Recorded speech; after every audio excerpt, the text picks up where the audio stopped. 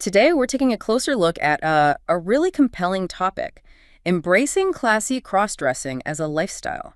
Our source material is from Gender Benson, and it offers such a unique, kind of dignified perspective on integrating femininity gracefully into one's life.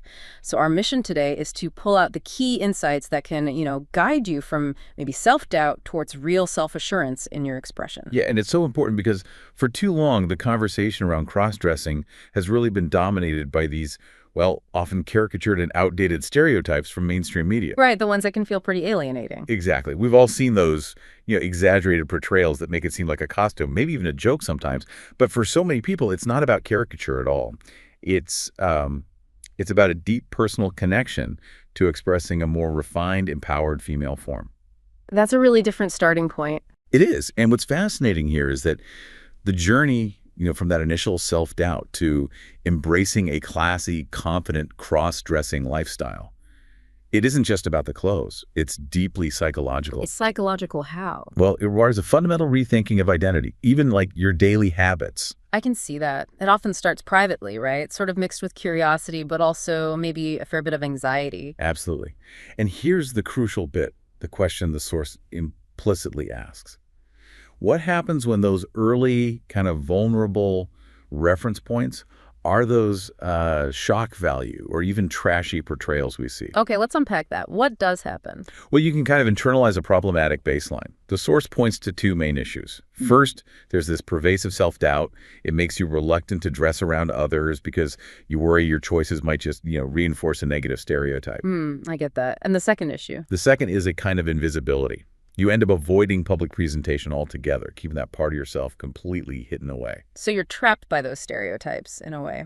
Exactly. But the core insight here, the real game changer, is that classy expression is the antidote. It reframes cross-dressing completely.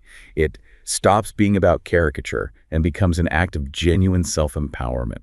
The shift really kicks in when you recognize, hey, this can be an act of elegance, professionalism, personal power. Allowing your femininity to reflect that same kind of poise you might admire in stylish women? Precisely. That's the goal. That reframing sounds incredibly liberating. But okay, how do you actually make that shift? Especially if you've been sort of conditioned to think differently. Does the source give us a tool for that? It absolutely does. It introduces something called the classy role model approach, and it's remarkably effective. Okay, now here's where it gets really interesting. How does focusing on elegance transform your perspective? Well, it fundamentally reorients your whole approach because you stop looking at caricature and start looking at, style. When you adopt classy female role models as inspiration, their style communicates things like confidence, taste, intelligence. Think Grace Kelly. Timeless grace, right. Clean lines, understated glamour. Exactly. Or Audrey Hepburn, that minimalist, chic, effortless sophistication. Love her style. Or more modern examples like Meghan Markle, with her modern refinement and smart tailoring. She looks approachable but elegant. Or even Cate Blanchett, who's bold but always polished. She really masters that power dressing with femininity. It's amazing how those figures achieve so much impact with seemingly so little fuss. It's almost counterintuitive compared to what media often pushes as glamorous, isn't it? It really is. And when you contrast these icons with those exaggerated stereotypes, the giant wigs, the super short skirts, clashing textures you see in comedies, they send a completely different message. The source encourages you to ask yourself, if you saw your dressed self walk into a cafe, what words would you want associated with you? Like polished, refined. Confident, approachable. Yeah. Those should be the goal. And that distinction is absolutely key. It's not just the clothes, it's the message they send. And it highlights that this confidence isn't just external decoration. Not at all. The source really emphasizes building that self-assurance from the inside out. It takes consistent mindset work and supportive habits. I can see how that's crucial. Yeah. So building confidence is a deliberate process then, not just something that happens overnight. Precisely. Confidence doesn't just magically appear. One of the foundational strategies mentioned is journaling positive affirmations. Affirmations? How does that work in this context? Well, your self-image is shaped as much by your mind as by the mirror, right? So using prompts like, when I am dressed, I feel, or the qualities I love about my feminine self are, can help actively rewire how you see yourself. Okay. So you're consciously building that positive self-perception. Exactly. And reinforcing affirmations like, I am graceful and confident in my presentation, helps validate that your feminine self is authentic and worthy. That sounds like a powerful way to start. Yeah. What else helps anchor this inner work? Is it just internal? No, community is huge. Another crucial strategy is seeking supportive communities. Isolation, it just breeds insecurity. Makes sense. So finding others who share your goals for classy, empowered cross-dressing really helps normalize the experience. This could be local social groups, or maybe online communities forums, moderated Facebook groups, Discord that focus on style and self-improvement. So connecting with people on the same journey. Yes. And finally, setting personal style goals is vital. Instead of just dressing whenever the mood strikes, you give yourself direction. Like aiming to master a daytime professional look. Or maybe learn a neutral makeup style. Perfect example. Or invest in one quality handbag. These goals transform dressing from, say, a hidden indulgence into a skill you're actively cultivating. Okay, so if it's a cultivated skill, let's get practical. What does classy actually look like? How do we define that, especially if someone wants this to be a lifestyle? Right. Well, classy isn't just one fixed look. It's more a combination of elements that signal care, taste, and polish. If we break it down, it often starts with clothing fit and fabric.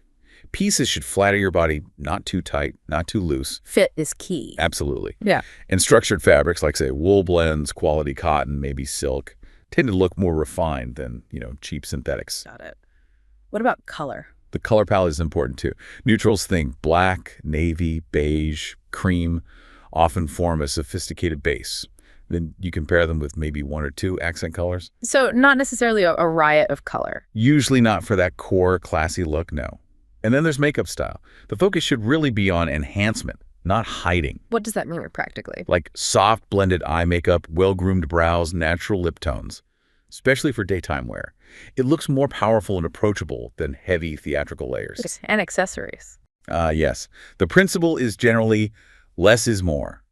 A single statement necklace or a structured tote bag, maybe a nice silk scarf, these can elevate an outfit much more effectively than, say, an overload of costume jewelry. It really sounds like it's all about intentionality and subtlety, and this really draws a sharp contrast with some common assumptions, doesn't it? It truly does. Let's look at some of those direct contrasts the source highlights.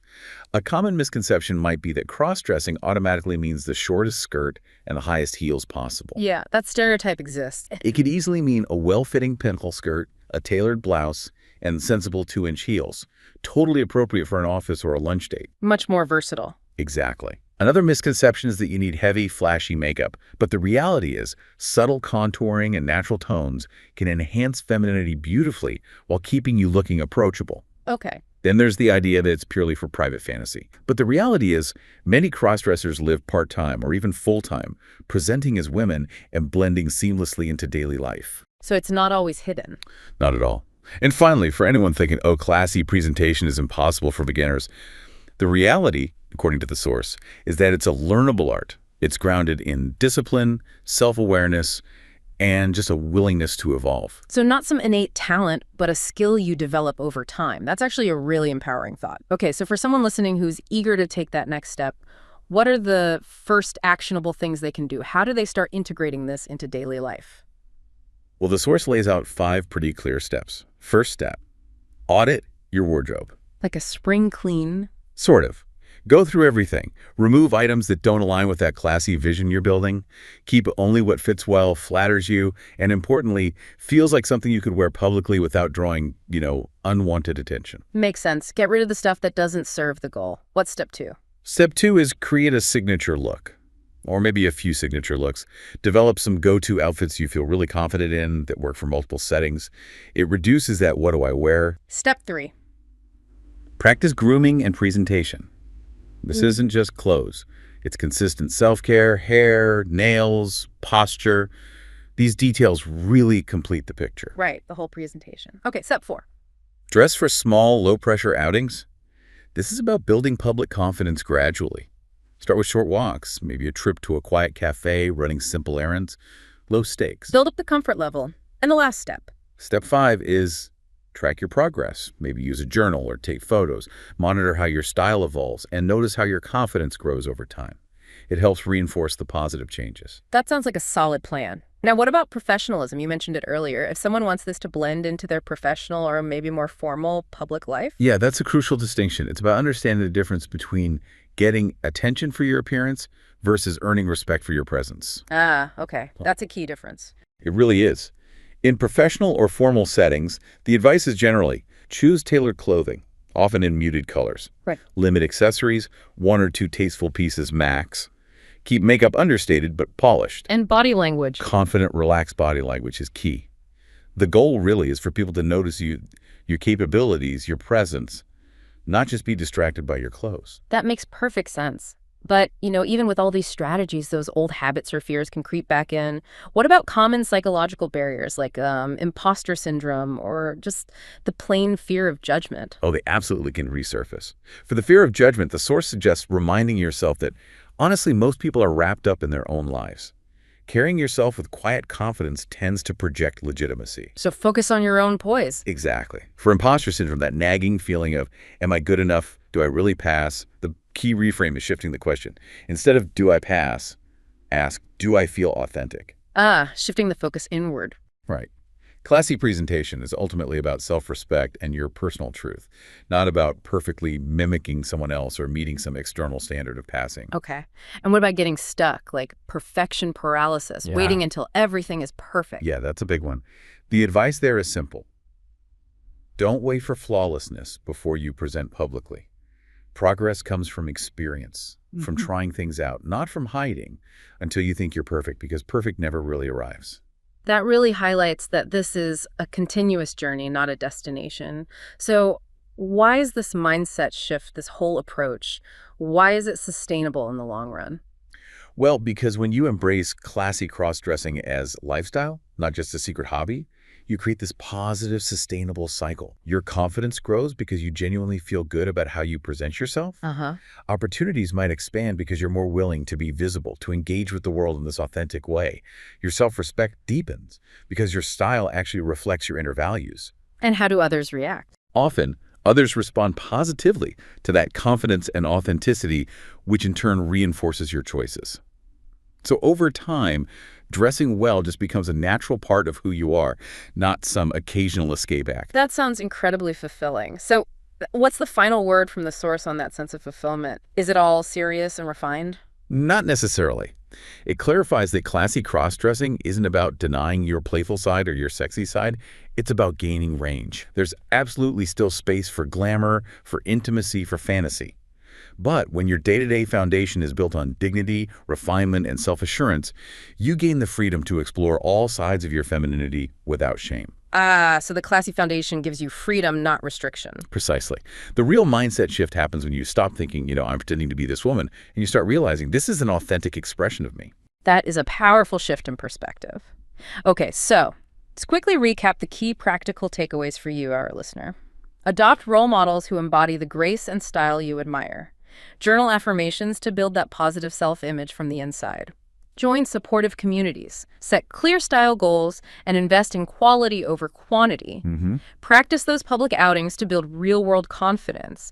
Embrace professionalism so your presentation earns respect, not just attention. And, importantly, allow space for joy, refinement, and fun can definitely coexist. Absolutely. And I think the final thought is this. With the right mindset, your cross-dressing journey really can evolve from maybe a hidden habit into a genuinely fulfilling lifestyle.